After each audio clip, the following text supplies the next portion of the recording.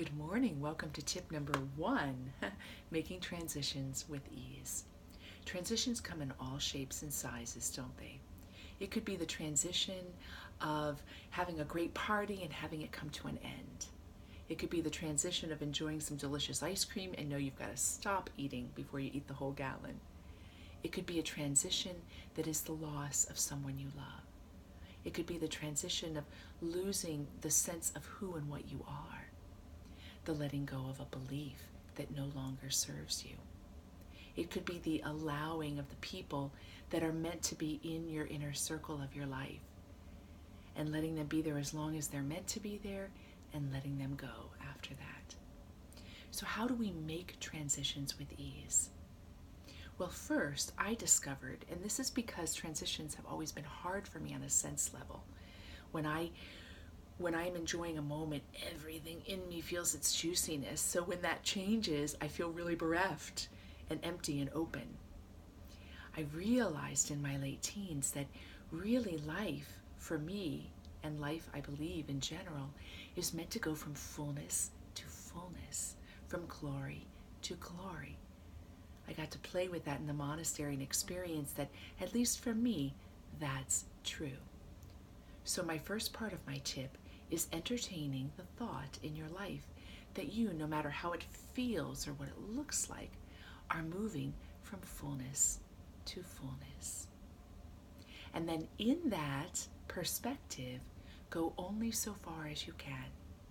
If you see what you're moving into, the possibility and the potential, let yourself ride with that presence and that enthusiasm.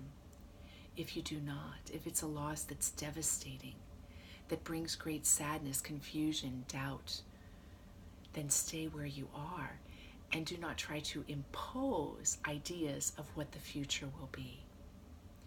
Both ways of interacting with the transition are geared towards keeping you in the present moment. They just allow you to enter into it from a place of stability that is defined by the moment itself. When you're coming in the transition, through the transition, or towards the end of the transition, be in it, notice it, savor it.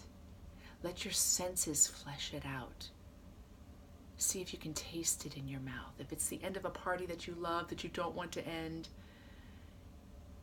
notice everything about it that pleases you and stop. Towards the end of any transition or in the midst of transition, as much as you can, pause.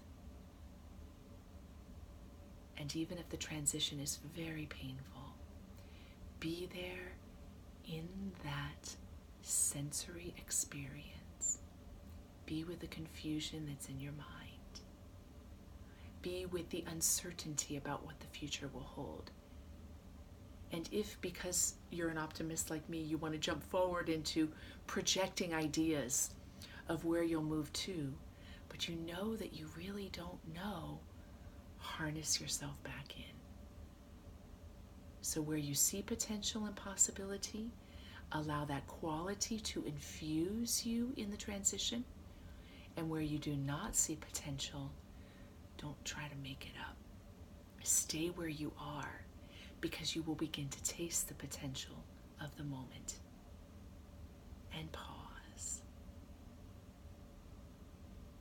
If your transition is just going through your day from one activity to the next, and you feel very much stress at all the change, or stress in some changes and not stress in others, in that pause, notice the breath and breathe your way in, as though you're breathing out a pathway for yourself.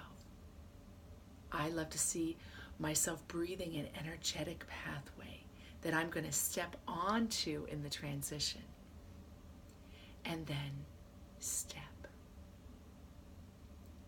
Step with trust. Step with presence. Step because you stayed right where you are. In this way, you are that living paradox of being and becoming at the very same time. And in living this paradox, you can make your transitions with ease. So we're moving from fullness to fullness. We're allowing ourselves to go only so far as we feel true resonance of what the transition is leading to. We are savoring the end moments of the transition. We are pausing. We are breathing. And we're breathing a pathway forward. And then we're stepping onto it in the very quality of presence that we have cultivated. Have a great day. I love you. Mwah.